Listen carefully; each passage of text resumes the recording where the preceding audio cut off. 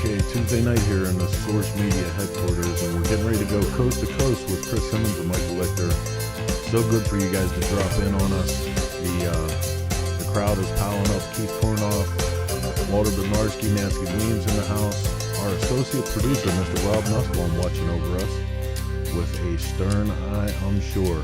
Hey man, this is Chris from Cycle Source Magazine. I'm going to be your engineer this evening. Please remember to hit the like and share button. Help us get this program out all across the land. Let your friends and neighbors know that we're going live with Coast to Coast in just 3 minutes. Stick around.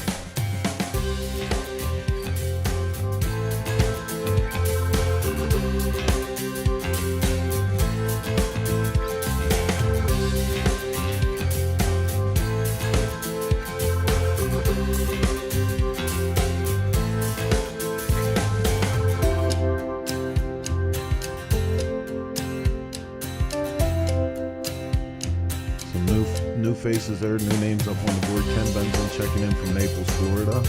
Good to see you here, man. Dennis Stolver, Big D, Marengo, Illinois. As always, good to see you. Nancy Keener listening from Maryland. Mike Draco. Moses, good to see you, man. Very good show coming up tonight. Now you guys are going to be into it. 2 outstanding guests, as always. Some killer talk with our host, Cris and Michael. Get ready. We're going live in 2 minutes. Dothan, Alabama. We're down by our brother Barry Wardlaw down there, making them killer panheads. Alberta, Canada in the house. Very nice. Fort Wayne, Indiana. Jeremy Valentine. Good to see you. 2 minutes. We're under the 2-minute mark till we go live with another episode of Coast to Coast. Stick around.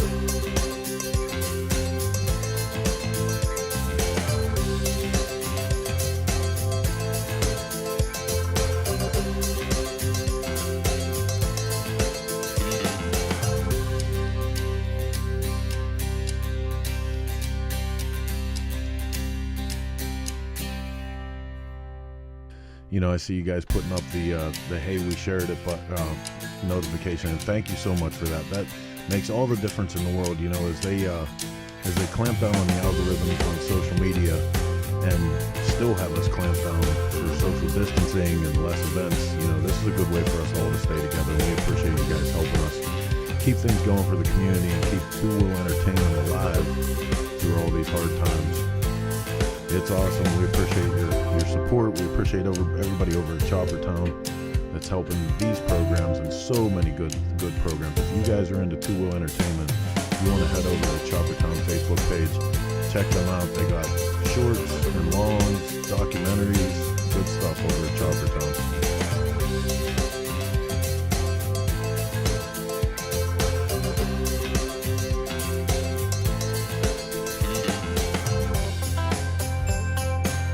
It looks like we're down under the 30-second mark, so I guess we're going to get this one out of the stable and up on the racetrack. It's time to go live with this episode of Coast to Coast. Here we go.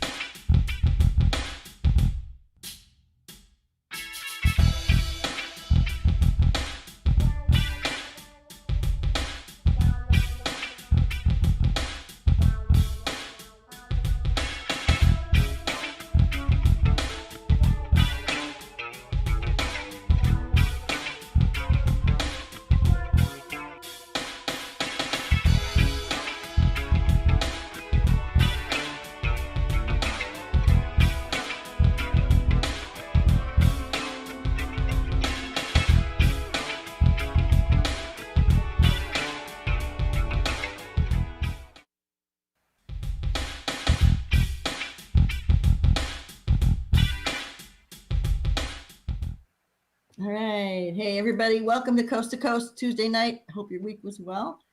Mine was pretty interesting. Not much happening as usual, but I really want to thank everyone for tuning into our show. I think this is our 29th show. So let me thank you so much. Thanks to Chris and Heather and everybody at Cycle Source Media. The show's about women in motorcycling. We feature these most interesting women, people from all walks of motorcycling life, young, old, dirt bikes, road bikes, anything in between. Anyway, I just wanted to tell you thanks and it's so fun to do the show. I'm so excited.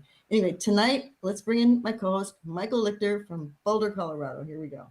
Hey, Chris. Hey. Hi All right, there. tell us how fast you went skiing today. You showed me. 56 miles an hour. Oh my God. So much It's fun. insane. I would be scared, dude.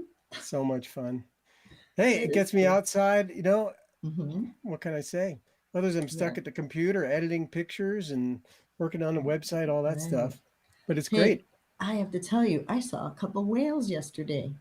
It was Wow. crazy. Yeah. Driving to the grocery store, usually I'm not really going anywhere special. Just while you're driving to the grocery store, you see whales. Yeah, That's I pretty saw a cool. whale. And I saw them out my bathroom window too once. That was kind of interesting, but that's another story. Anyway, Rob said to ask the tough questions tonight, so we're gonna have to ask some tough questions. But anyway, we had a great week. Good guests, wonderful stuff going on in the world, crazy stuff going on in the world too. And what else is going on in your world? Well, I know we had some sad news one too. thing is Sorry about I that. also Yeah. want to welcome all our regular guests. There's so many coming back. Just Oh, starting yeah. to look at the comments that are just rolling in. But we also had last week at the very Mhm. end of the show, like literally after we signed off, there were still some people making comments. And Deanne Cunningham, I think I mentioned that she was from Australia and she had chimed in. But Right. also there was a second guy, David Hughes. So I want to welcome the fact that another person from Australia was tuning in. I don't know if they'll be back tonight, but I did want to thank them anyway for doing that. And then we did just Right. in pre-show with our producer, Chris Callen, got Mhm. some really sad news that Don Hotop, he's a master Mhm. custom bike builder, passed away yesterday. And Mhm. I've known Don for 40 years and shot many of his Jeez. bikes. He's made trips out to Colorado just for me to shoot the bikes and him in the studio. And a big loss in really like custom bike history. He's Yeah, our love to his family and friends for yeah, sure. his Yeah. wife Tarina, and also his Mhm. extended, Mhm. of course, his big hamster family that he was so much a part of as Right. well for many, many years. So that's Right. sad news. It's another one. It was not related to COVID, but Right. boy, it seems like this last year's been tough. Huh? We lost a lot of people. Yeah, sure is. That's the But way it on that goes. note, Mhm. let's focus on our show, which is Yeah. always uplifting and inspiring. At least I believe so. And our guests are that. That's what we look for, is inspiring and Yep. motivating guests. And so let's start by bringing in our first guest. I have to say though, we talked about this before. We've been doing these, we're kind of been hung up on the artists, the painters, the tattoo Oh people. yeah. I think it's just been we didn't really plan it, but we're kind of laughing at ourselves about it the other day. But they're just such wonderful people. And I think maybe it's, good to do a couple weeks of that. And then we'll get into some other stuff as the month goes on here into March coming up next Well, month. funny enough, our So, guest next week, Audra Cabral, she's right. actually stated that she doesn't have an artistic bone in her body, which I Perfect. do not believe, because I think her life is full of art. I think she has a very artistic life. But anyway, we'll Yeah, see that. But she is not totally. by definition an artist. So at least we'll be going another direction next week. Okay, let's bring our first guest in. Go All ahead. right. Oh, you introduced JoAnn.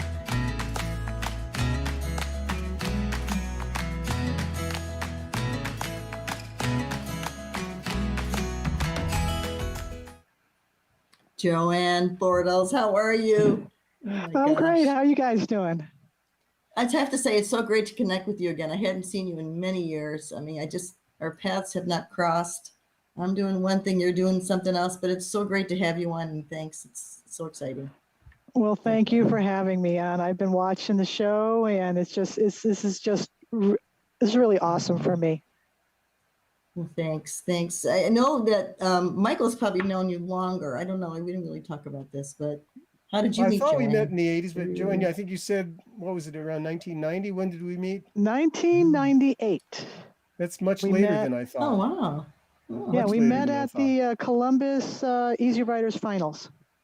And we may have met in Charlotte, Right. though, at the show there. Weren't you in Charlotte prior to Yeah, that? I was in Charlotte. I was there. I might have met you there. It was a So I long was there time too. ago.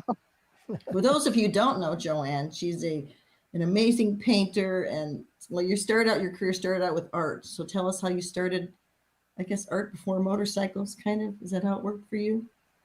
Well, I was always an artist and took Mhm. art lessons ever since I was like a little kid.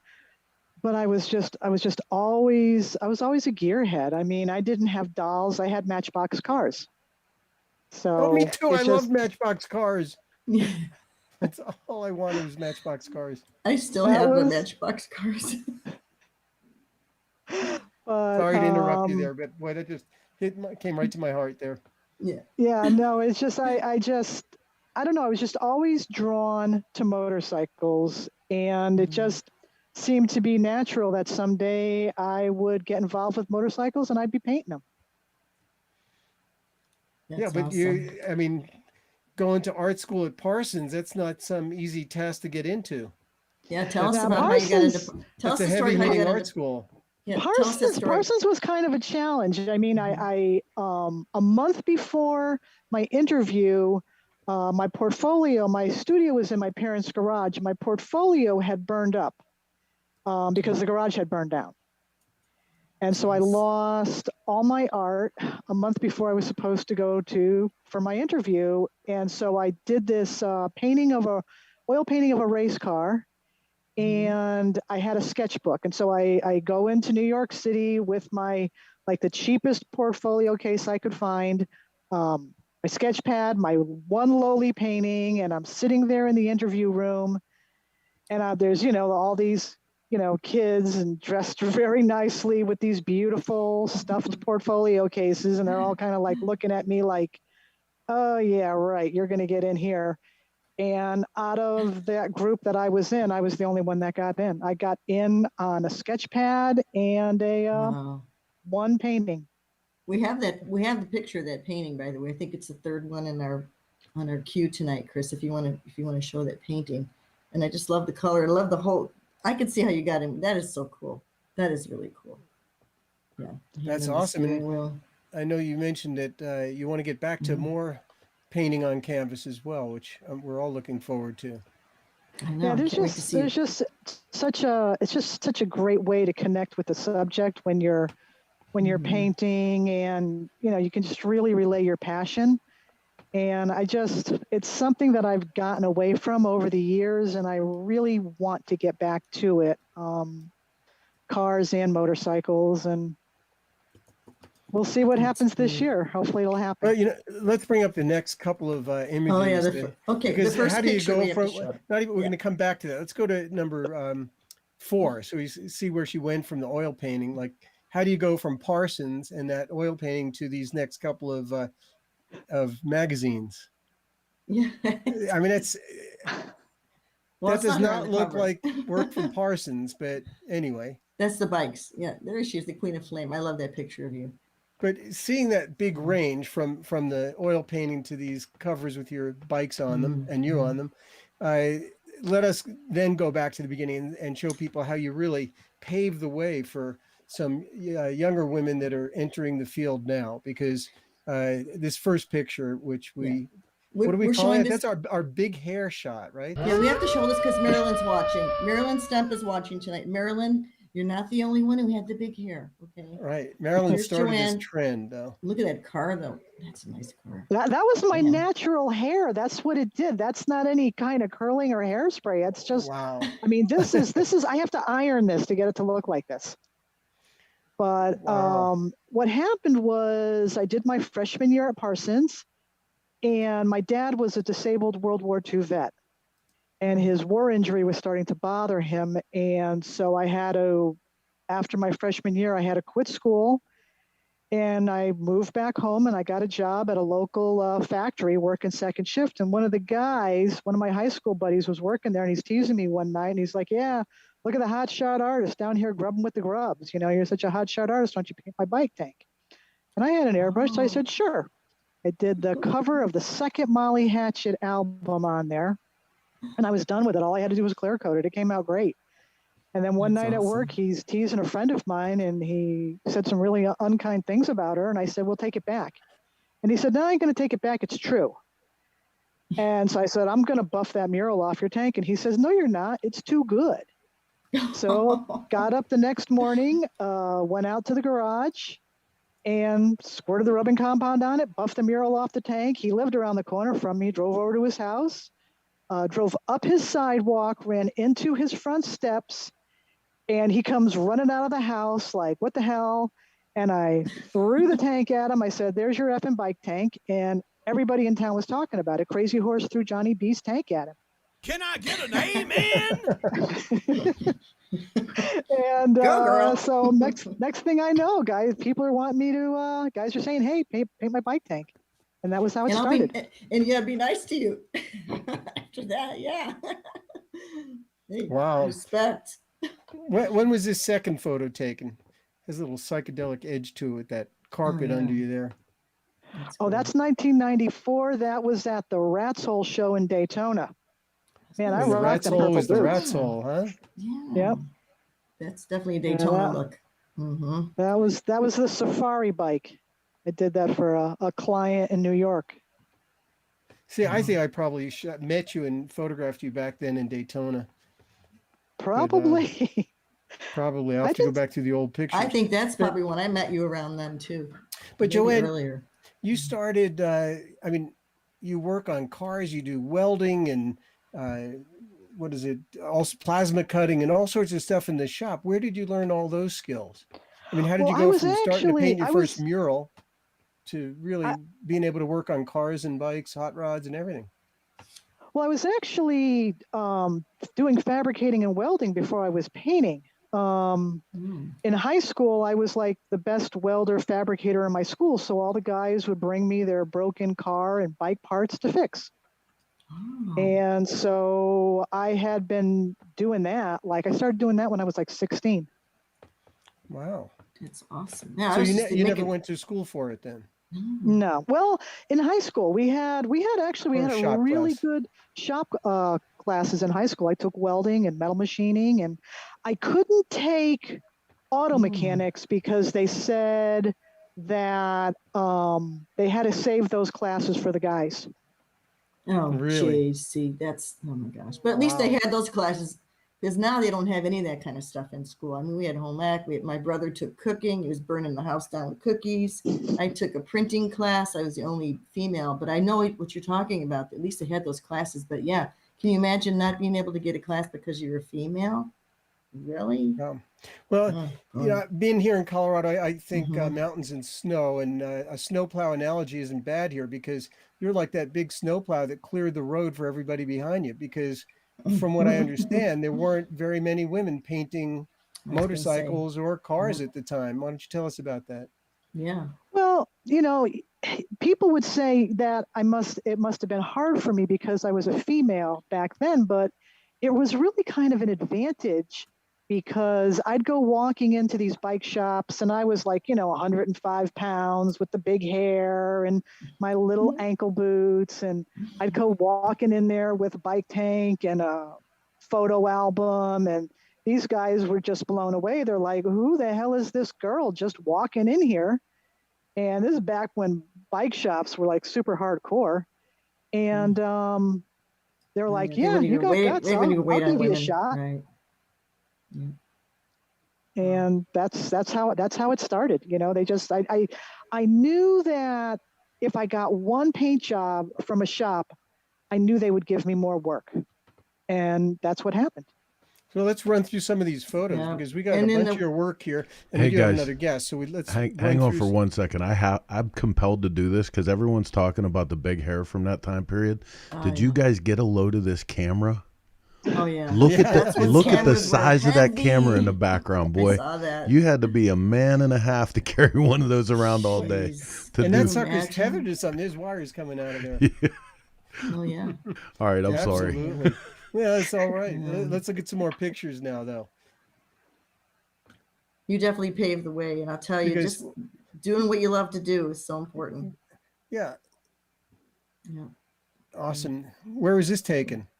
That was 2004. That's my chopper. That was on the cover of Easy Riders. That picture was for me. That picture did not appear in Easy Riders. Gotcha. But Weren't you That the first was, woman rider on a cover of Easy Riders magazine with your own bike? yeah, Okay. that was pretty crazy. This is 1979. That's the first bike tank that I actually finished. Right there. Oh, Some airbrush, huh? Cool. Now, did you know airbrush from when you were in Parsons, or is that something you learned yourself after? My dad had bought me an airbrush while I was at Parsons. And so I started using it in some of my projects there. So it was just a little Pache single action airbrush. It wasn't anything, was nothing special, but I must say it that did the must have job. been tough. I know your dad needed help, but it's just a tough story to hear that you're in Parsons for a year in New York. I mean, what was that year like? It must have been pretty eye-opening for you, and then to have to leave after a year to go home. A little Oh, tough. Parsons was amazing. And I was just really coming into my own there. And the thing that kills me is then the year would have been my sophomore year was when Tim Gunn from Project Runway took over as dean of the school. And I was like always getting in trouble. So I was like always getting called into the dean's office. So I probably would have gotten to know Tim Gunn pretty well. So. And New York at the time was such a, I mean, you guys know a lot about the art of the early 80s. It was such a hotbed for art, and to miss out on that, it's something that I try not to think about it. Yeah, but your dad needed you. So, I would have done the same thing. Any of us would have, family's family, right? Oh, yeah. And look at you had you still had a great career. I mean, you've done how many, talk about your books. I mean, we haven't gotten to that. You're working on your 8th book. Well, look at I'm this working on my 8th cars. book. Yeah. My gosh. And you're plasma cutting here, I believe. Yes. Yeah, I'm taking the quarter panel off a 69 Camaro. That was 2019. Yeah, I replaced, that was a client's project. I replaced probably just about every piece of sheet metal on that car. Wow. Did we see shot number 8, the black and white? Was that shown already? Because I love the shot. Yeah. That's an interesting shot because I'm pulling the motor out of I'm putting the motor back in. The car's already painted. I'm putting the motor back in. That's a 68 Cougar GT Eliminator 427. That's 1982. Eh. And I see some big hair there too, right? Yeah, I had a little Mustang restoration shop in the north end of Hartford. Wow. Where we restored so Mustangs. Cool. And then we got more gas tanks. Let's roll through a number of these here. Yeah, nice. I guess you have a title, something to do with flames, don't you? Yeah, it was a cover of one of the magazines that called me the Queen of Flames. So Motorcycle that Product was pretty News, cool. That's right. That you're on Motorcycle the cover Product of, sure. News. Yeah. There's the one that Stevie tell Ray us about Vaughan. this. Yeah, tell us about this. This is a cool paint job. When I you ask me about discrimination from being a woman, when I came up to North Carolina, I just kind of figured, I'm not going to have any problem making it here. And I had a husband, and we were moving up from Florida. And so there was this, the motorcycle superstores were getting started up. And there was this new motorcycle superstore that was starting up in Charlotte called Cycle Sorcery. And so I was supposed to be the head of the paint department there. So we had already bought a house. A lot of our stuff was already moved up there. And about 2 weeks before we would finish our move, they had a meeting of the department heads, and my husband Jim was going to be head of bike building. I'd be head of the paint department, and so on. So I'm sitting there in the room in the meeting, and the new president of the company says, "Wouldn't you be more comfortable in the room next door with all the wives?" I was like, "Well, I'm a department Where's head." the shotgun? Where's the shotgun? And sound effects. There it is. Sorry. Sound effects. Oh. So anyhow, they were like, "No, you have a husband to provide for you. We can't we can't take the food off the table of a hardworking male painter." So I just got up and went in the other room, and in the first 2 years I was in Charlotte, I did 6 paint jobs, and then the 1998 Easy Rider show happened. And those 6 bikes took in the Charlotte, top 6 right? awards in Charlotte. Yep. And you were there. And took best of show, 2 first places, 2 second places, and a 3rd place. And one of the editors, Paul Garson, said to me, if you come to Columbus to the finals and you do good, we'll do an article on you. And so the next day was a Monday, and I get a call from a guy with a 52 panhead, and he goes, would you paint Stevie Ray Vaughan on my bike tanks for me? And I said, sure. And he was willing, after I was done, he was willing to take the bike up to Columbus, and it took a 2nd place best of show. And you, Michael, shot that bike. There you go. Shot it in the studio there in Columbus. Well, That's Yep. right. the detail on the guitar is fabulous too. Wow.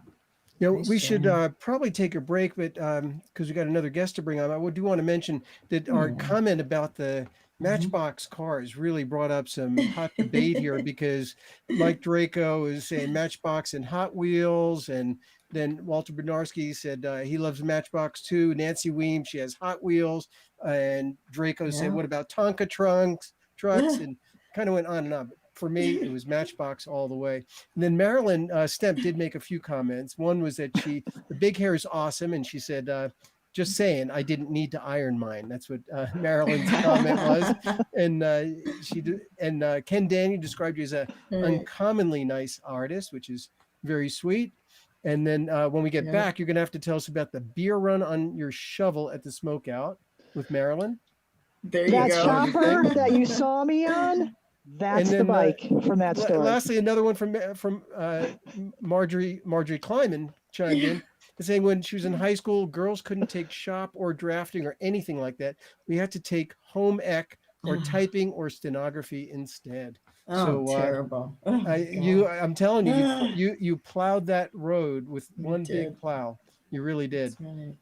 That's But it wasn't awesome. like I was trying to plow. I was just there doing stuff. She was being herself. Well, let's take a short break. Don't forget to hit your like and share button. And then we're going to take a break. We're going to come back with our next guest, Christina Platis, and she's awesome too. And we'll be right back. Great.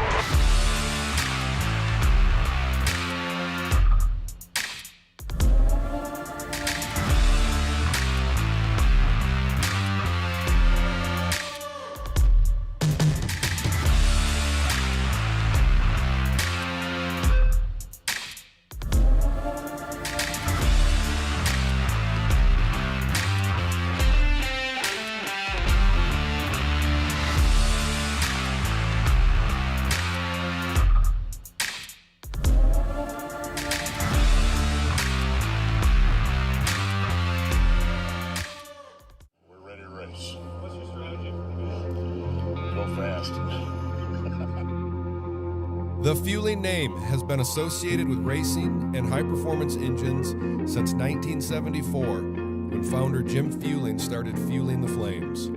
From Daytona to Monaco, from the Bonneville Salt Flats to the Indy 500. Fueling is here to compete. Look for the Flying Pig to run up front this year with pilot Ben Bosman. Fueling. No bullshit, just performance.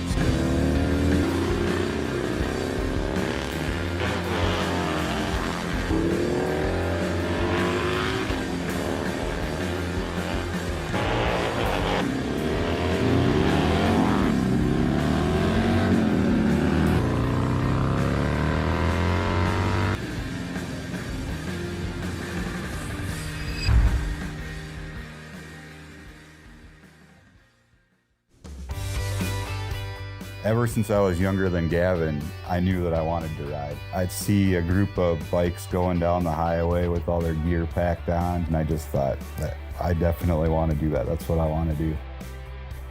My current bike is a 2016 Harley-Davidson Road Glide Ultra. I think it would be awesome when he's old enough to ride, you know. I'd love to be able to go riding with him. He won't want to ride on the back forever. We just did an exhaust swap, well, slip-on exhaust swap, My favorite part is when like screwed both out, took them out. He did a test sound before that, and when it was all out, it was louder than it was before. Oh, because we pulled the baffles out, didn't we? Yeah. Yep. I want to take people with me in my travels and stuff and show them the Midwest. Not just for the Midwest, but just to encourage people to get out there and explore. I'm Andrew, this is my son Gavin, and we are a Dennis Kirk family. I love that little kid. Oh my God, his little voice. Boy, those are some good promos there. For one, Yeah. that new one from Cyclesaurus promoting the Sturgis movie coming out on July 1st. They did a great job on that. Yeah. Good Excellent. And then the Yep. fueling, Mhm. nicely done as well. And Dennis Kirk. Thank you very Yes. much, guys. Yep. And we're back. And thanks to you regulars at Marjorie Klein and Steve Broyles, we got a bunch of you lined up here. Rob Nussbaum, of course, Walter Yep. Bednarski. We have Lori De Silva. Hi, Lori. Hi, Lori's Holly. Yep, Keep Nancy going. Reams always. I know Walt, I saw him somewhere, Walt Lumpkin, saying that he was barefoot weather in Georgia. How could you do that when people are freezing in Texas? And Hey, I do hope Texas our isn't- freezing isn't friends in freezing. Texas are starting to warm up a little bit. They are. My Okay. cousin lives in San Antonio. She said she had her air conditioner on today. Bizarre. Wow. That's a change. Holy Yeah. crap. So, Wow. mhm. Well, let's bring JoAnn back, and then we'll Okay. bring our second guest right back too. Christina. Yeah. Let's JoAnn's coming on, and All right. I think she's Yeah, coming on. There she JoAnn. is. She All right. is. People are loving you. I'm telling you, you got such good comments here. A lot of you know? messages. Yeah. Yeah, you're rocking it. Awesome. Let's roll through the last few of your paint jobs here, and then Yeah. we'll bring Tina on. Got some beautiful work. Any idea how many how many actual graphics you've painted on gas tanks, do you think? I tried counting in 2019. It was 40 years of doing this. And I tried counting, and I think I got up to like 200 and 300. I started getting bored, but I've Wow. never really counted. So I don't really know. Oh, look at that. There's our dolly. No, That is Salvador one of my Dali? favorite Yeah. paintings I've ever done right there. Yeah. Love We didn't that get one. to talk about your books, but real quick, Melting you're clock. working on your 8th book, right? Eighth book. It's Okay. all about painting graphics and flames on cars and motorcycles. It'll be out later this Right. year from That's Motor good. Books. Judy Dugan wrote that you're great, and she's bought some of your books. So I'm sure a number of our guests have, and a number of them probably will after this No, show. And there's here the- we are at the Today Chopper Show, Chicks. right? Yeah, that was the Chopper Chick crew. We put a bike together live on the Today Show in Mhm. 2007, right there in Rockefeller Plaza. That That's was a chicky. wild experience. Is that with Gypsy and Athena Ramsey? And Chicky Athena That's Ramsey? Gypsy, and there's Right. Athena, Yeah. Chicky. Very Um, cool. You're awesome. Oh my gosh. Well, you've got so much experience, and I think this really Yeah. shows some of your accomplishments, how much you've accomplished. But I think on that note, we should bring in Christina Platis, who's much more of a newcomer to the field, and I think there's a lot to talk about here. But let's bring her on and look at some of what Tina's done.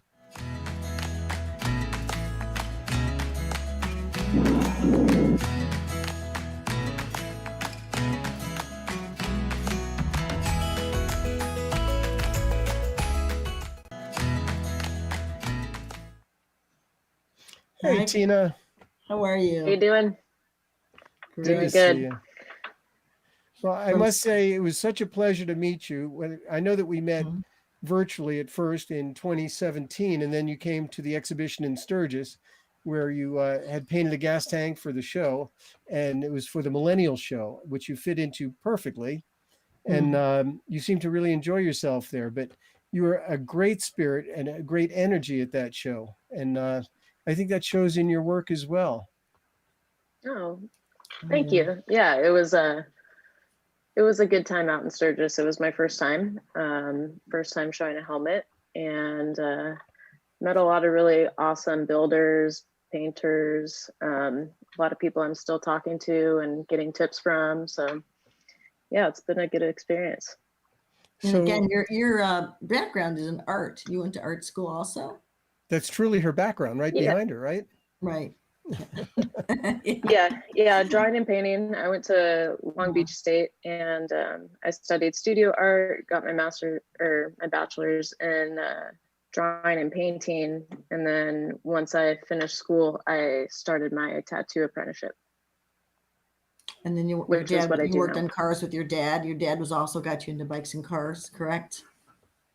Oh yeah, growing up, I can remember Right. just being in the garage with him, helping him out. So it was a big influence for sure. When you That's were in awesome. art school, did you think that maybe you'd go into fine art, or did you always think you'd somehow end up around motorcycles and tattooing? Good question. Was there a No, I brief period that never. you? Mhm. No, I never actually thought I would be a fine artist. Even in school, I just kind of felt a little out of place. It didn't really feel like I would see my work in a gallery, more like graphics, t-shirts. I grew up in San Diego, so, you know, a lot of focus on the action sports industry. And yeah, once it changed and once I started tattooing, that's when I got into motorcycles and doing some custom paint. And you're friends Wow. with Anya from Babes Right Out?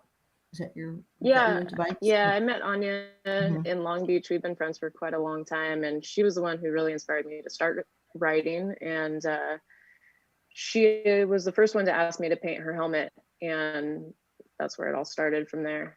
And I've been super involved with Babes Right Out, doing helmets and tanks for their raffle. And yeah, she's been a super supportive friend throughout the process. I tell you, this painting helmet thing is so cool. How about it, Mike? I mean, you said you had a couple. I have just like a plain black, boring helmet. I got to get some paint on my helmets. You know, I forgot to wear mine. Show I some needed to wear it pictures. tonight. I know. I wanted to see your paintings. Let's bring up some pictures of Yeah. Tina here. That first shot I took back in 2017 when we met, proudly displaying her helmet that she did for the show. That's really And neat. and this next shot, I believe you're sitting on a bike that you painted the tank of yourself, right? Yes. Yep. Now, are you doing the That base one. paint also, or just the flames on that? I did the base paint on that as well. Yeah. Nice. Wow. And then we have a few of your samples of your artwork as well coming up here. Is this pen and ink, this first one?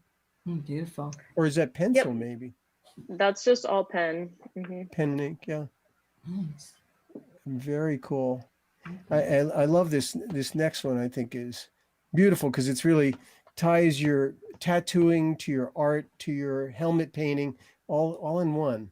It's a little retro too. That's beautiful. Yeah, that one's a watercolor painting I did. It's hanging in the tattoo shop, I believe. So yeah, that was a fun one. I still haven't tattooed that, but it's up for grabs if anybody wants that one.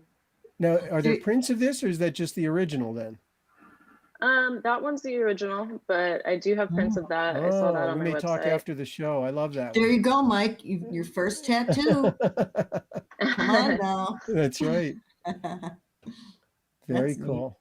No, I love your work. And you're in Portland. We should say that Historic Tattoo is the name of the shop, which is right around the corner of my daughter. Yeah. I think I've driven by it a million times, and really cool place. It sounds like you're one of one or two women in the shop. Is that what you were telling us?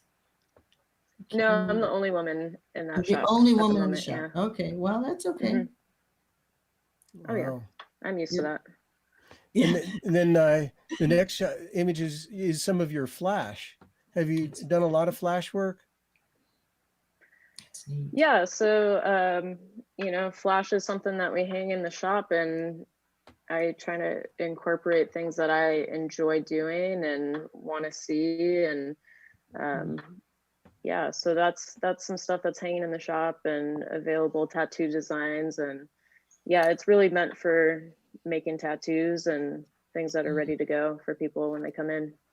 Mike, there's your perfect mountain scene for you right there. There you go. Yeah, I'm curious that sometimes you see flash that looks like it's passed around and others is very proprietary, which is what yours seems to. Do other artists ever ask to use your flash in their tattooing, or is that never done? Is that taboo? Yeah, no, that can be done for sure. Flash is meant to be reproduced, so a lot of the times we'll tattoo other people's designs. If it's a custom tattoo, that's one thing where we'd want to redraw it and make sure that somebody's not getting something exactly like somebody else's custom tattoo. But as far as Flash goes, yeah, that's up for grabs. Wow. We have a question from Rob Nussbaum. He would like to know, what is your favorite medium to work in? Well, at the moment, probably one shot. I mean, that's what I do on all my helmets. And I've done some one shot on different tanks. So that, and then I would say watercolor when it comes to tattooing and tattoo flash. Wow, that's really cool. Is this next picture of you, is this your bike? Well, you said you have a Sportster, right? Yeah, let's see. Riding down the road. It's a red. Yeah, that was before I painted it. That was out at Babes Ride Out. Savannah took that photo. So you have a Sportster, and I think you said you had another bike too. You have two bikes? Yep. I've got a 94 White Glide. Oh, cool. Which one do you like to ride more? The Dyna? I've ridden the Sportster more. I've had it longer. The Yeah. Dyna I just got this last summer, and my plan was to chop up the Sporty and hardtail it, but I ended up moving, and that kind of got in the way of my winter project here. But that's still the plan, and I'd like to repaint my bike and then have the Dyna for longer trips. Right, good idea. Hey, your helmets are just beautiful. I mean, I'm looking at these shots coming up here, just really pretty, really nice. Thank you. That was the one for the Millennial Show. It's gorgeous. Yeah, I think You definitely have a clear style and a contemporary style. And your Yeah, colors it's are definitely just really nice. influenced by my tattoo work. Yeah. Yeah, and this next shot, a gas tank, which kind of brings up that really all this work that we're looking at seems to represent about 10 years. Is that correct? What just year did you about. start? I've been tattooing 9 years now. So even less. So in that short time, you became a tattoo artist. You do your art and your flash, your paintings. You started painting helmets and gas tanks, and you started writing in that period too, I believe, after you started tattooing. Is that right? Yes. And what made you want to ride? Friends. Yeah. Anya was a big influence. Savannah, people coming into the tattoo shop, guys that I worked with. There were just a lot of motorcycles around, and it was when Anya started Babes Ride Out that I was really intrigued by it, and I was like, I wanted to attend the first year, but I didn't have a bike at that point, and so I made it a goal to have one and ride out for the second year, which I ended up doing, and rode out with Savannah. She was one of my first friends that I rode with. So yeah, once I was out there, they incorporate all kinds of stuff. They do tattooing at the event, and they do a raffle every year, and they showcase different artists. So I've been involved with them, and yeah, I would say that was a big push. Savannah's on right now. She just made a comment. I remember when Christina started riding and painting helmets. Savannah, hey, how you doing? Hey, Savannah, we have a great shot. Unfortunately, it's not in tonight. We had so many photos, but I have some wonderful photos of you and Tina in the studio. But, maybe I think we should go ahead and bring JoAnn back on, because there's some interesting contrasts that I think are going to come up between when JoAnn started her career and Tina starting hers 9 years ago. Yeah. Let's see if we can get JoAnn back on. So many changes in just the way that people do business, like we were talking, earlier about, the internet came around and got really popular, and I hope JoAnn comes back in. I hope she's still here. I'm here. She better. There she is. All right. Yeah, because it was mostly like word of mouth, right, JoAnn? I mean, how you got jobs. It wasn't like you posted something on Instagram and then you got everybody wanting to know about your shop. Oh, no, back in the 80s, the 90s, people heard of me from going to shops, and they didn't meet me at the shop. There was at one point where they would have to meet me in a commuter parking lot, hand me their bike parts, hand me some money, and then trust I'm going to do their job and bring it back to them. And but most of my work came from it came through bike shops, you know. But Right. and the internet. interesting thing now is most of the work that I do now is local. I have some out of state clients, but I'd have to say 75% of the people, they're local, and they find me through the internet still. So But your local, website- that's interesting because the internet could bring it from anywhere. How about you, Tina? How far away does your work come from, or is it also more local? When I was in Southern California, a lot of it was local. Mhm. Now that I'm in Portland and moved, I would say a lot of it is outsourced. People will send me their helmets, or yeah, I tend to send off quite a few helmets, not as much local stuff. That's interesting. I think maybe that's a generational thing also, just how we do business. Like JoAnn said, she'd meet Yeah. people in the parking lot and pass things off. And now things Yeah. are done with FedEx and internet. And I Mhm. presume your biggest marketing is probably Instagram. Is that true or not for Yeah, Tina? absolutely. Yep. And then we Yeah, still, Instagram is where I showcase most of my helmets and my tattoos, and it's super popular for tattooers to use that platform. So yeah, most people will find me on there. I think I saw you at the one show. I think events are still, like Michael's event with the helmets and the art. And then the one And same at the show. one show also. Right. We should let our viewers know that Cool show. Tina and JoAnn are meeting for the first time right now, which I think is kind of interesting. I'm kind of curious if, if either of you have questions for the other, because I think there's such fascinating parallels and differences between your careers. Of course, Tina being at the very early part of hers, and JoAnn, you being so experienced with so many years and all your books out. So do Yeah. either of you have questions for the other? And Put that 'em could on be the spot. technical or otherwise. Oh man, I have so many technical questions, but I don't think we have time for that. Well, ask a couple, because I'm kind of curious what kind of technical questions you have. Yeah, Oh let man. me. Yeah, sure, shoot. Shoot. Oh, Yeah. I don't know. Yeah, I don't know. I would say, were you focused more on, creating a certain style or keeping within certain themes like during the time, or was it more custom work where people would come to you with a certain idea and then you just execute it? It's the second one. People would bring me they'd bring me something and they'd want me to do it exactly the way it was. And I would my goal was to try to produce the best quality I could, like really tight lines, the air, I don't like fuzzy airbrushing. I like things that are nice and crisp and clean. And I don't know, there's just, and exactly what I'm going to say next, in that, the days that you're on and you just look at the stuff that's coming out of your hands and you're like, wow, that is so perfect. And then there's other days where you just struggle. And when you're like a non-starving artist and you're trying to make a living, it's basically you're producing. You're just trying to do the best work you can every day and make your clients happy.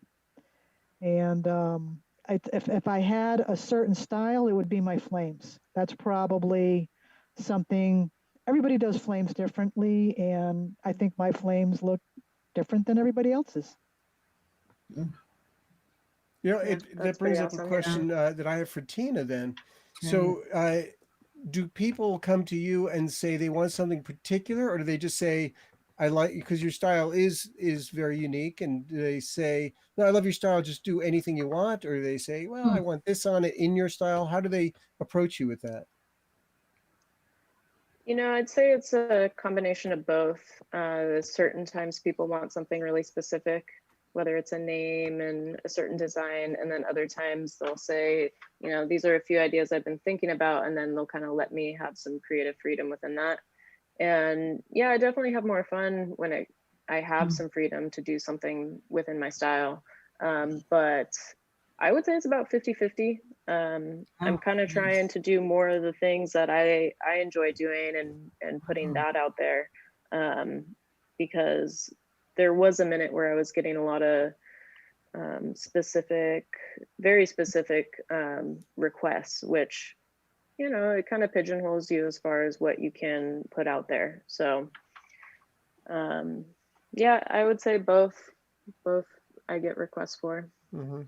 Wow, I- your I have lines are a- I have a- beautiful, beautiful lines. Those How about tattoos. you have another question? That was a good one. I've got a Tina? question for Tina. Yeah. When you were in college, did you see yourself where you are now? Did you see yourself painting helmets, riding motorcycles, doing tattoos? I saw myself doing tattoos. Yeah, I had a feeling that it would be something, you know, it was something I always wanted to do. And then once I finished school, I knew that fine art wasn't the direction I really wanted to go. So tattooing for sure. I would say painting helmets, not as much. But it all kind of came together and makes a lot of sense now. So yeah, at that time, the motorcycles and the helmets weren't really a thing. And it wasn't until I was approached by some friends and, you know, they asked me to paint their helmet. So Somebody wants to know what your favorite design is. I'm not sure who they're asking that to, but maybe it's for Christina. I don't know. Or JoAnn, whoever wants to Ask answer both it. of them. Yeah. Favorite design that you ever painted or tattooed. Well, you guys showed it, the Salvador Dali reproduction that I did on that sports The tank. melting clock. That is beautiful. Yeah, that is pretty cool. Was that an idea somebody approached you with, or is that something you just did? Yeah, she had a very distinct vision for what she wanted on this bike. Her name is Paula. She's former military, and the bike is all about how time is so fleeting, how time flies. Oh, that's But great. that was exactly what she wanted, and it's the oil tank, the side covers, the fenders, the other side of the tank. It's all along that theme. Wow. Oh. How about you, Tina? What do you got? What's your favorite design? Do we have a picture of favorite it, design. Yeah, I mean, I really like my bike, but I would say for a helmet, probably that dragon that you guys have a photo of. It's funny, I kind of struggled with that one, but eventually once it came out, I was pretty happy with the end result. So that one was for a Babes That's Ride Out cool. raffle one year. That's really neat. very cool. Yeah. And somebody wants to know what year your Sportster is. I think it's a 97, isn't it what you told us? Yep, 97. Okay, there you go. That answer our questions. David Crum said, I still need some Von Dutch flying eyeball artwork. Have I'm either of pretty you sure done somebody that? could do that for you. Yeah. Have either of you or both of you done Von Dutch eyeballs? I I've haven't done one tattooed yet. them. Either. Okay, well, another challenge. Now, have you either of you thought that maybe you could just do 10 helmets yourself and put it out there, like just do things that you want to do, put it out on Instagram or Facebook and see if they sell? Or is that too risky? I mean, obviously there's an investment, you have to buy the helmets and there's sizing issues, things like that. But then, you could always do that, put it out, and then somebody could say, well, I want that in a different type of helmet. Or is that too weird to do? Or what do you think? The persistence of memory. Very good. That's cool. Chris name. Callan's sharp on that one. Really Yeah. cool name. I would say Is that, that- yeah, that's something that I've been trying to focus on, is producing work and then putting it out there for people to purchase. But yeah, with helmets, it is hard because sizing is an issue. Mm-hmm. Yeah. Right. What was But your first bike that you ever owned? I'm just looking at questions, Mike. I'm sorry. Yeah, no, please do. Yeah. What was your first bike you ever owned? I think, JoAnn, you told us your first bike was a Triumph, right? It was a Triumph. Right. A Triumph Trophy 500. It was a 66. Yeah. But my first Harley, I still have my first Harley, an 89 Sportster 1200. That was my first Harley, and it's still my main riding bike. Which is, I think, the So- last photo that we have from you is riding that bike, isn't it? It's a great shot of you riding that bike. What, on the Dragon's Tail, maybe? Possibly. We'll see if Chris right. can. Because you're in Chris North Callan can find Carolina. out. That's right. Oh, I love the Dragon's Tail, and that bike is so set up for exactly that kind of riding. It's got 1/4 mile gears in it. It's got cams. It's just a little rocket on those roads. That thing goes to switchbacks like nobody's business. Oh, that thing is so fun to ride. That is beautiful. But Great yeah, bike, Gregory Schneider says. Right on. Yeah, those bikes are meant for that kind of riding. Definitely for the twisties, you know. Yeah, I haven't ridden the Dragon's Tail in a few years, and I think Marilyn Elmore and I are talking about doing the Dragon's Tail this summer, and I probably won't be that aggressive on it anymore. I'm not going to push it. You're like me. I cruise through those, you know. Yep. Oh, I'm I ready love for those. cruising days. Chris Callan, it's time for us to go back, isn't it? Chris and I did. Can I get an amen? Chris said he rode the dragon with you. She's no joke.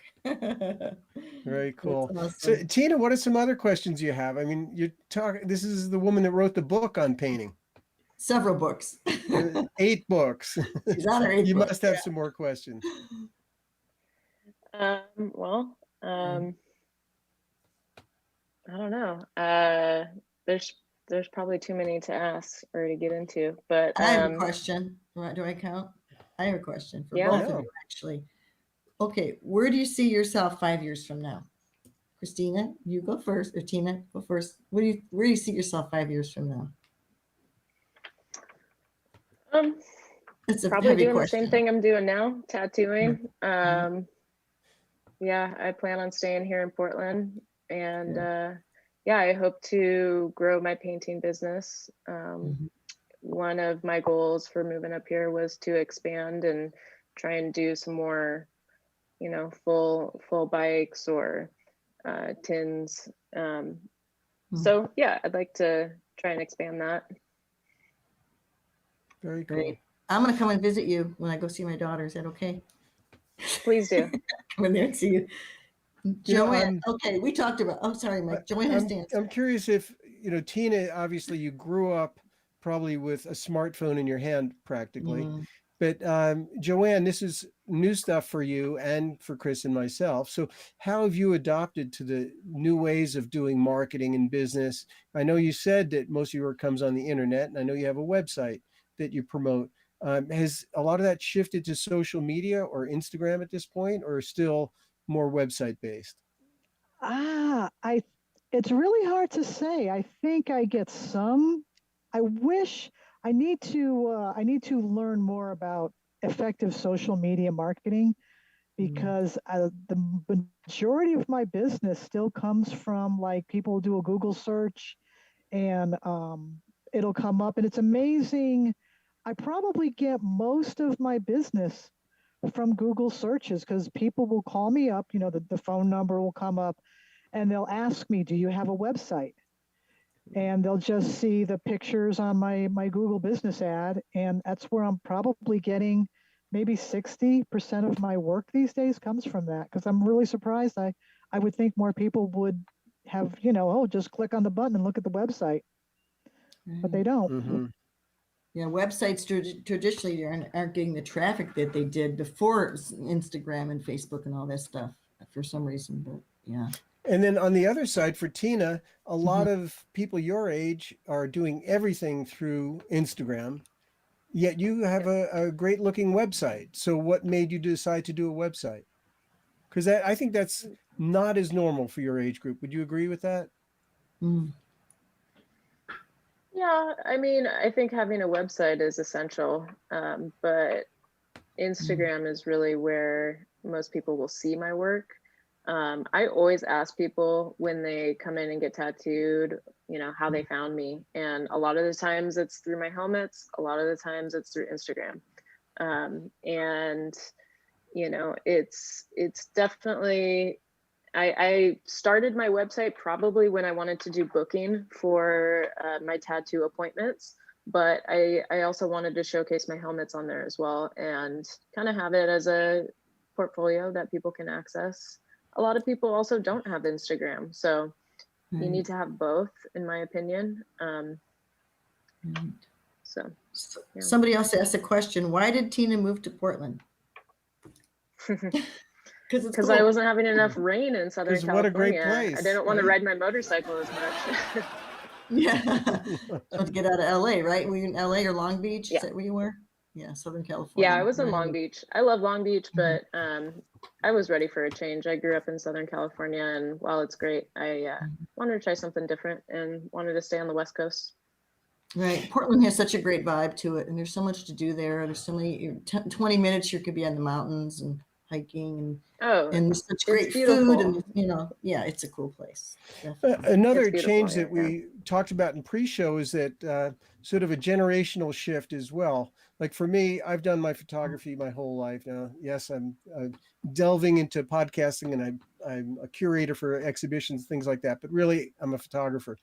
But and JoAnn being a painter, and that's what she's known for and has done for many years now. But now with Tina, you seem to have your revenue source come through multiple channels now. You have your artwork, and you have your tattooing, and you have your tanks, and I could see each of those being developed. But what's kind of nice is that you have this flexibility to turn things up and down as needed. Like there may be more call for gas tanks. All of a sudden you may get flooded with that, or helmets, and who knows, full paint jobs, or maybe your artwork and your canvases and prints take off, and you always have your tattoo to fall back on. Can you talk about that a little bit? Is that something you see as being more common with your friends, that they do have less of a formal, strict 9-to-5 job and multiple ways of earning their livings? Sure. Yeah. I would say that being a tattoo artist, it's unique to that.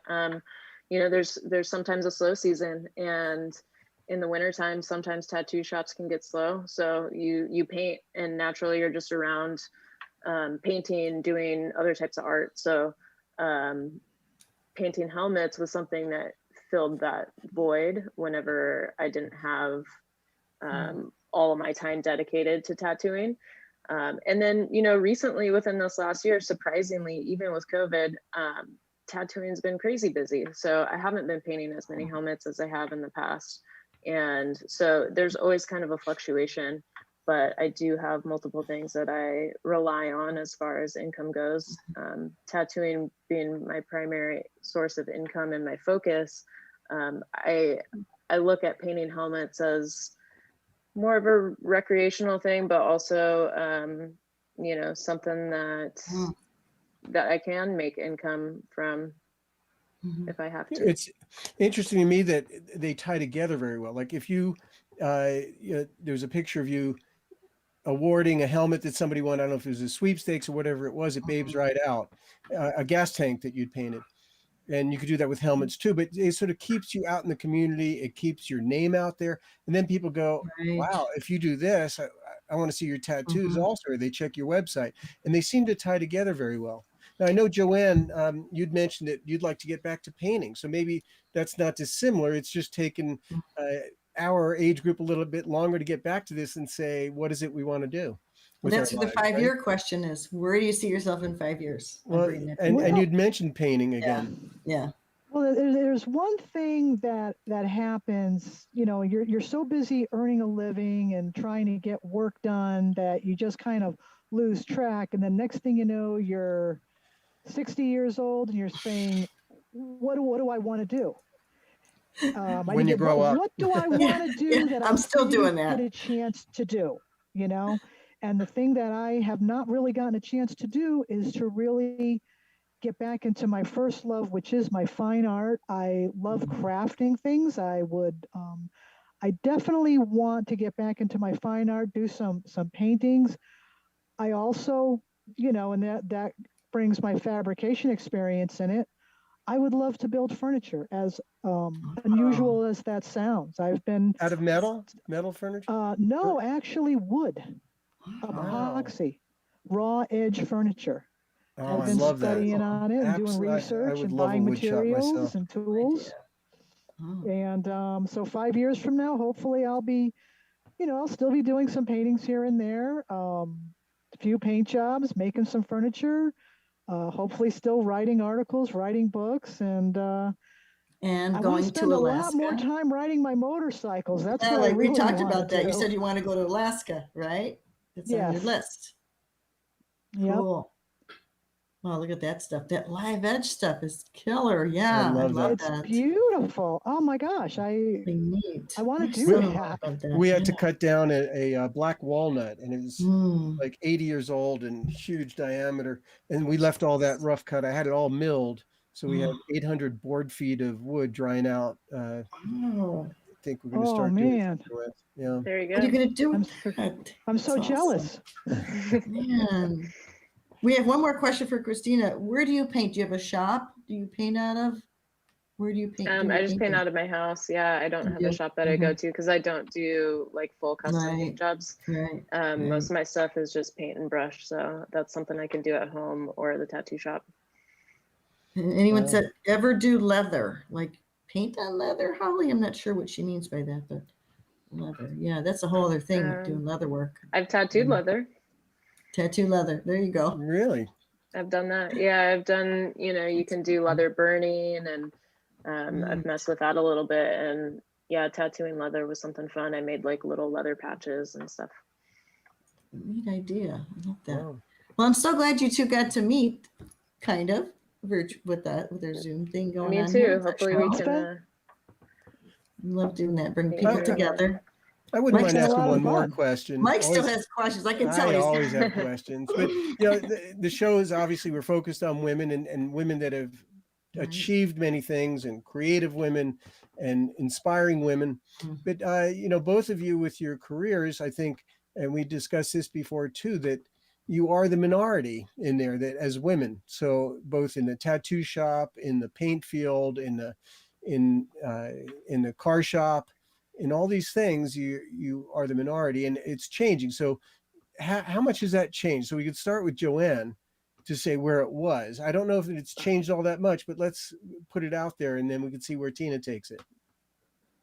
Well, when I started painting bikes, 1979, there were no women that I know of. I mean, you looked in the magazines, women were not building cars, women were not doing any kind of technical thing on motorcycles. They were posing on motorcycles.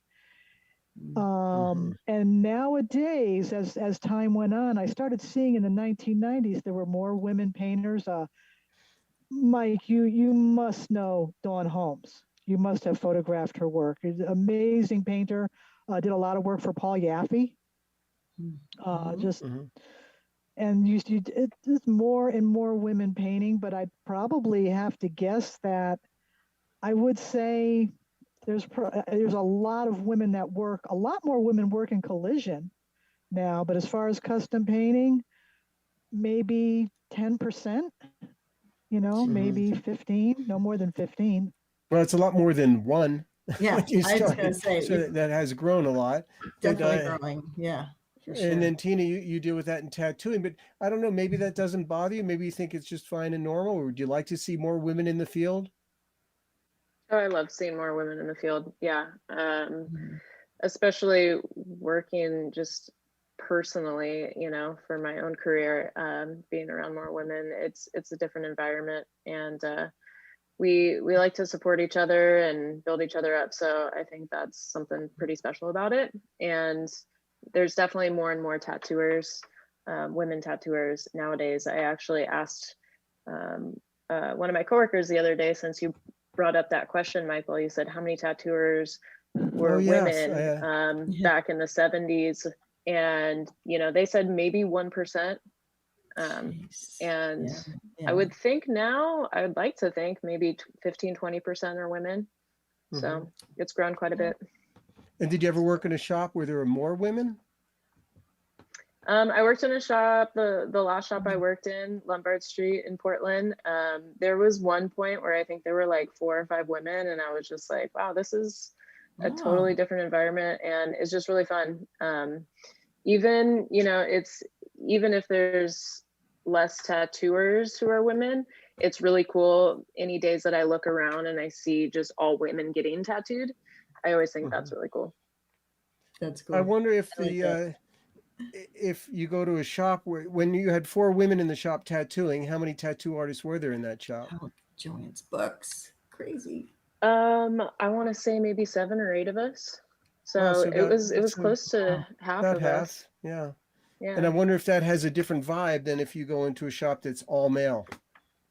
It does. In term, Yeah. Oh, Michael, of course it does. I'm assuming it would, but Different conversations for sure. Player guy. I mean, yeah, for sure. For sure, it's a different vibe. I want to say, JoAnn, your books, go back to that shot, Chris. That was, I didn't realize you had that many books. I mean, and we need to let people know how to order these books. Can you tell us, JoAnn? You can order them from my website. You can go to Amazon. If you go to my website, I sign them. Oh, and those are my magazine covers. There's my Easy Rider cover. Nice. Okay, someone said, ask JoAnn about her Firebird with the flame job. And JoAnn, what is your favorite vehicle paint job? Favorite vehicle paint job? Probably the my boyfriend's Firebird. The Firebird, the flame job. That's a cool paint job. It's on the Hot Rod Gallery. There it is, right there up in the corner. Wow, that is badass. Wow, very cool. You do good flames, I have to say. Oh, I've had a lot of adventures, a lot of painting adventures, and people are always asking me, like, you know, the thing I like best about what I do, and I'd have to say it's the people I meet. I mean, some of the clients that I meet they're such characters. Some of them are, you walk away and they come to you a client, they walk away a friend. People like you and Michael, Marjorie, Marilyn. Yeah. They're just the most amazing people you'd ever want to meet. And that, for me, that's the best part of what I do. That's so cool. Wow. Do either of you have any rides planned? Not really. JoAnn does. Dragon's Tail, yeah. How about on the other side of all this, when we get out of COVID, Tina, is there any place you'd like to ride to? Yeah, I want to go down to Southern California. I usually go down there multiple times a year, and I haven't gone in over a year now. So beautiful I want to ride from down up there, get some sun. Do you actually do the coast ride? Yeah, I'd like or does to. It take too long? It's worth it though. Absolutely. Oh, yeah. Beautiful. I remember I was in San Francisco, of course, pre-digital and all this, and I was on my 71 Shovelhead, and it was back when you had answering machines with cassettes in them. And I'm in San Francisco, and my brother didn't even know I was in California, and I called and he didn't answer. I left a message on the answering machine saying, I'm in San Francisco. I just got to do some work on the bike, and I'll see you for dinner tonight. I'm coming down. And I changed the oil, got on Highway 1 and started going and going and going. I mean, it's a lot longer than you I think. did not make it for dinner, I'll tell you. That's right. It's very twisty. A much longer ride than I ever expected. Beautiful ride. You know, like right now you're not going to go below Big Sur because that road's gone. Yeah, you know, I but know up that. but up north, Northern California is my favorite place to ride. That happened to me once too. I was riding once. I was going to a photography conference, and I had a woman on the back of the bike. And I guess, I don't know what you call it, but inland from the coast, these little hills and stuff. I guess you got to go over those to get to the coast. And so we're on those last little hills. We're going to Asilomar in Monterey, I guess. And so we're going, getting over to the coast road and riding along. Nobody's on the road. It's 2-lane road. And it'd been raining and roads were wet. And all of a sudden it's like, the road was gone. And I went, oh my gosh. It was like the pavement was gone. Yeah, I was like stuck in mud to the axle. It was unbelievable. The two of us. Yeah, I mean, we couldn't. Finally, a truck came along and we like just chained the thing out of there. But I mean, we were stuck. My goodness. More comments here. Rob said, anyone ever confused JoAnn's work with Perowitz? The other flame guy. Yeah, the other flame guy. Yeah. No, Dave has his own style. There is no mistaking his work for anybody else's. It's very distinctive. And Tina Savannah says she wants to get you to ride in Nepal with her. Oh, go. And Tina, I can vouch for that. That is big fun. I've done it twice now, and I loved it. I can't wait to go again. Gosh, it looks beautiful. Yeah. Right on. Yeah. Well, I don't know about those roads. It looks a little Oh, the roads sketchy. are great when there's roads. Yeah. Cool. when there's roads, he throws that in there. Yeah. Yeah, I kind of like pavement, but whatever. Right. All right. Right on. Well, it was really great talking with you both. I think it's such an interesting topic, and to see the Yeah. changes that has happened in your field, really, it's been very interesting. Yeah. Thanks for Yeah. having us. Yeah, thank you Yeah. for having me. This has been great. Thanks. And great reconnecting with you, JoAnn, because it has been many Definitely. years. And Christina, great to see you again Same. after just a couple of Yeah. years. Same And here. Absolutely. look forward to seeing you both somewhere on the road, down the Yep. road. Old friends and new friends, right? And we Yeah. will definitely have you both back on sometime. Let's definitely do that and see what adventures that you've gotten to. And if people want to contact you, Tina, what's the best way? Is it through DM or how do you prefer? Email. Yeah, you can go to my website and contact me too. All right. Right on. Okay. That's great. Well, thank you very much. And JoAnn, same thing through your website. Yep. Contact them there. Best way to contact me is through the website. My Okay. cell phone number's on the website. Just text me. Send an Awesome. email. I'll get back to you. All right. Okay. Well, thank you both very much for being Yes. on. Thank you guys both so Thank much. you. and we hope All to right. see you again. Take care. Bye-bye. I want to ask our viewers now, Mm. I'm very cautious of putting contact information out and how things work, but I think on this show, it's not like it's going to get spammed or something by a digital robot. Mm. So I'm going to give my email out right now because I want viewers, anyone that's watching, if they have any suggestions for people, for women with compelling stories like we've been talking with, that we have not looked at yet, or Right. maybe we just haven't talked about them yet, but Oh, there's so many. people that you'd like to see on this show, I'd love for you to Sure. email me at mike@lichterphoto.com. You could also do that through my website at lichterphoto.com, but the email direct is mike@lichterphoto.com. And Chris, I don't know if you want to put yours out. And but- my website's right above our head here. You can email me There you through my go. website right there, and you can check out All my right. books. And then you know All what, right. Mike? I have to say this. I love having young creative people on. It just inspires me because you're a creative person. I used to do a lot of writing and drawing and other things, but being creative is so fun. And right now, it's a really good time to everybody just It keep really is. positive and create. It makes life larger, doesn't it? Definitely. Yeah, But it's we'll a have, way to really enjoy life. And I think more and more people are discovering that through, I'm not to diminish the hardships of COVID, and so many people, my goodness, we've hit the 500,000 mark now, and we've Right. lost a couple of family members, and so many people that have been Mhm. watching this show have been touched in so many different ways, not Sure. least of which has been financial and through a lot of hardship.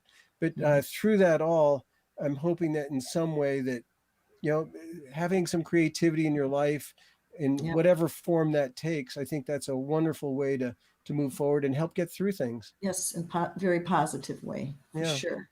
Right on. Well, thank you again to all our sponsors.